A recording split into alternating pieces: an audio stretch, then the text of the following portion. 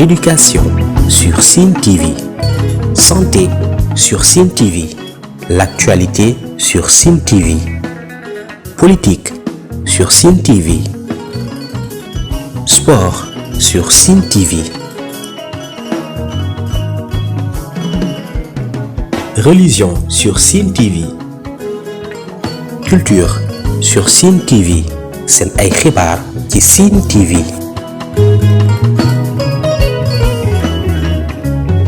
Bonjour, je m'appelle Mame Birame Sène.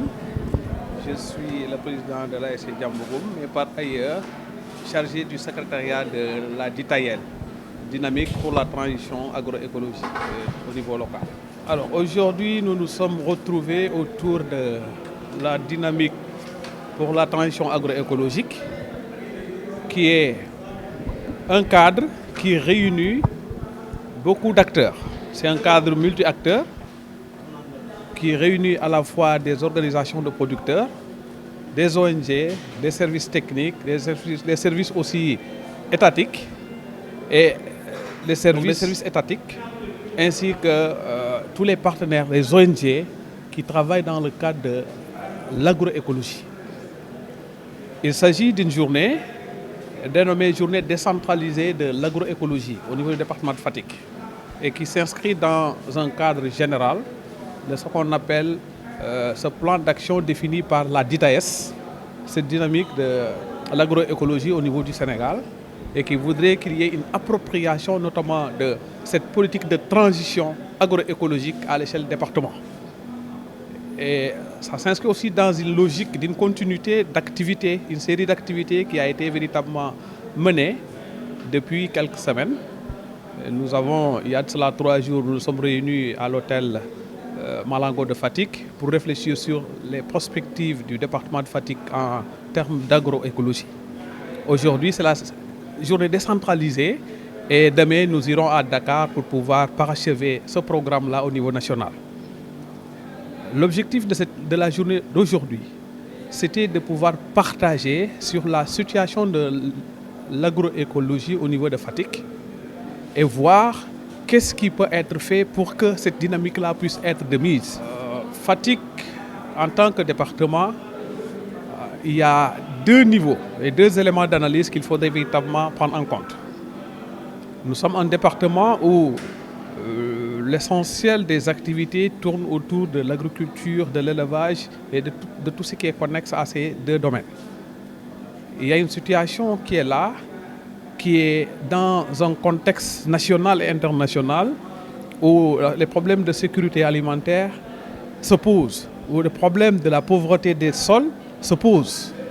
Mais parallèlement, il y a des pratiques et des initiatives qui sont menées dans différentes localités du département et qui prennent déjà en charge cette dimension de l'agroécologie. Des organisations de producteurs, des collectivités territoriales qui s'inscrivent dans cette dynamique-là. Et nous nous sommes retrouvés pour dire qu'il est temps qu'on puisse véritablement mutualiser tout cela, mettre en synergie pour que d'ici 2035, qu'on ait un département résilient à partir des pratiques agroécologiques. L'accès à la terre, c'est une problématique majeure que l'on traverse, que l'on trouve tout au long, notamment donc, du pays et du département dans nos différentes communes. Et il serait intéressant, c'est d'ailleurs la résolution que nous avons prise avec les collectivités territoriales qui étaient là ce matin, pour voir ensemble comment réfléchir sur un plaidoyer et faire de telle sorte que les femmes, aussi bien les jeunes, que les autres puissent accéder à la terre et que l'on puisse sauvegarder surtout cette ressource qui est très importante pour nous, qui vaut plus que l'or ou le pétrole qu'on pourrait avoir. Et c'est des réflexions qui seront menées en rapport avec les collectivités territoriales, qui sont véritablement détentrices de ce pouvoir, à travers notamment la décentralisation. Et on devra véritablement travailler avec eux, avec elles, pour parvenir à s'entendre et permettre aux femmes et aux jeunes de s'épanouir afin de régler le problème du chômage. Elles sont incontournables, puisque nous avons besoin quand même de cet ancrage institutionnel. Et là, les collectivités territoriales, au même titre que les autorités administratives, occupent une place prépondérante dans cet ancrage au niveau institutionnel. D'ailleurs, nous avons prévu, au sortir de ces journées, de tenir une rencontre pour réfléchir sur une série de rencontres avec elles pour chaque commune, on devra aller rencontrer le maire, discuter avec eux pour pouvoir le sensibiliser et le pousser à prendre des engagements qu'il pourra même intégrer au-delà notamment des paroles simples dans son plan de développement communal, dans toutes les actions inscrites à l'échelle communale pour véritablement une transition agroécologique réussie. Non, c'est tout le département qui est concerné. Ce n'est pas un projet qui est destiné à un bénéficiaire ou à deux, mais c'est tout le département, toute la population du département est concernée. Toutes les communes. Et cela, nous le faisons en rapport avec nos partenaires, des ONG, des projets qui sont là et qui s'activent. Nous pensons surtout à AgriSud, qui est en train de faire d'excellentes choses dans le terroir au niveau département, à Indapronat, aux institutions aussi de recherche telles que l'ISRA, telles que BAM, telles que le FER. C'est des projets qui ont véritablement montré à nos différentes collectivités territoriales et aux différents groupements qu'il est possible de réussir cette transition. Les cultures favorisées. Oui, vous voyez que quand on voit un peu le département de Fatick, nous savons bien quelles sont les cultures qui peuvent véritablement nous permettre d'aller vers l'émergence et vers la résilience même de ce département-là. Et toutes les cultures, que ce soit les cultures sèches que nous connaissons, le mil, l'arachide, etc., que ce soit le maraîchage, que ce soit la pêche, le secteur de la pêche, le secteur de l'élevage, tous ces secteurs-là sont bien concernés par l'agroécologie. Mais c'est une des problématiques d'ailleurs, quand on parle notamment des terres au niveau du département, une des difficultés majeures, c'est l'avancée du sel. Mais il y a des pratiques qui permettent de récupérer ces sels-là, à travers notamment des pratiques agroécologiques qui permettront non seulement de restaurer l'écosystème, de restaurer notamment nos sols pour les rendre beaucoup plus fertiles, mais aussi de sauvegarder nos santé. Parce que la santé des populations est fondamentale. Aujourd'hui, on voit une profusion de légumes, de fruits, de toutes sortes, mais on ne sait pas l'origine.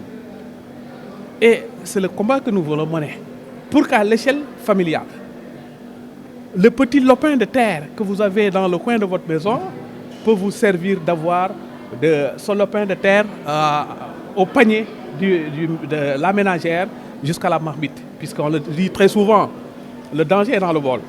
Mais c'est à nous de prendre cela en charge. Comment prendre ça en charge?